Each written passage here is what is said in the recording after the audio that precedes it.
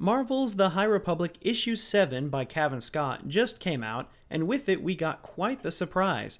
Our first look at the first new canon Sith Lord from the Old Republic, Darth Krall. We first heard the name Darth Krall in the audio drama Dooku Jedi Lost, also written by Cavan Scott. He was originally known as Radaki and was a member of the Jedi Order during the time of the Old Republic. He would later leave the Order and become a member of the Lost 20, which was the name given to the 20 Jedi Masters who had left the Order over the years. He was then seduced to the dark side and participated in what is known as the Battle of Wasted Years, which marked the fall of the Old Republic, and he was also successful in taming the Nightmare Conjunction, an occurrence that happened on the system of Mulita. We first got a tease of Darth Krall with the cover for issue 7 a few months ago, but no one was really sure what it was going to be. We saw Keeve saber-locked against a red lightsaber, but it could have been anything. A real Sith Lord, a Dark Jedi, or just some crazy vision. And as it turns out, after reading issue 7, it is in fact a vision, but one that I don't think is going to be going away anytime soon. Darth Krall appears during Keeve's meditation. She appears to be having visions of everyone she's known in the comics that have died, and she starts to try to pull herself out of the vision by saying that none of it is real, that they're all dead, only to be interrupted by Krall, who informs her that he is very much real. What's more is that we see that Krall has a strong connection to the Drengir. During the fight in her vision, Krall succeeds in stabbing Keeve, and after doing so, we see her turn to stone.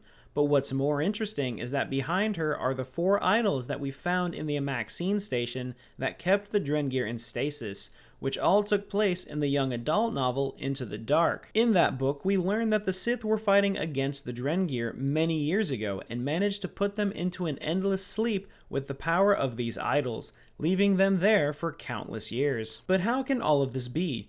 Darth Krall lived thousands of years ago before the High Republic, so how could he be in Keeve's mind? Especially since Sith do not linger after death. Well, my idea is a mix of both canon and legends.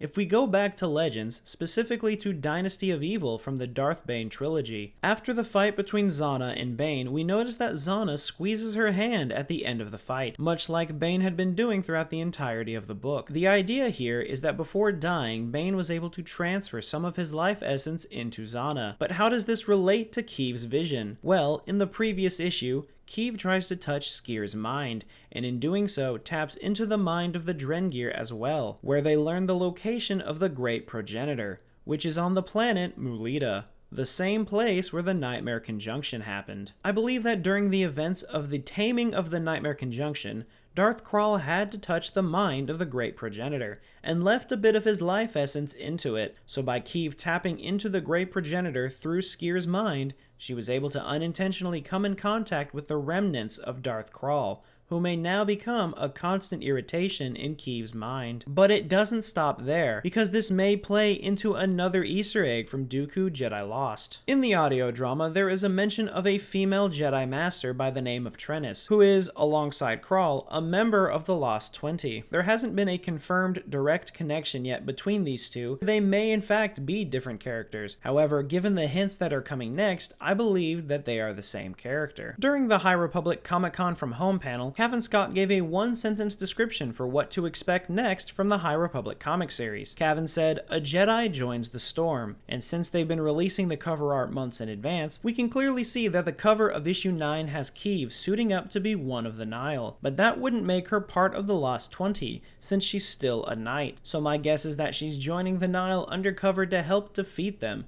Upon doing so, will be given the rank of Master, and then at some point later be driven to leave the Jedi Order. However, this is all just one big-winded theory, but I think I have enough evidence to back up my claim. But what do you think? What are your thoughts on Darth Krall? How are you liking the connections between all of the High Republic stories so far? And what do you think will happen to Keeve Trennis? Let me know all of your thoughts in the comments below. Be sure to like the video and subscribe if you haven't, and remember, the Force will be with you, always.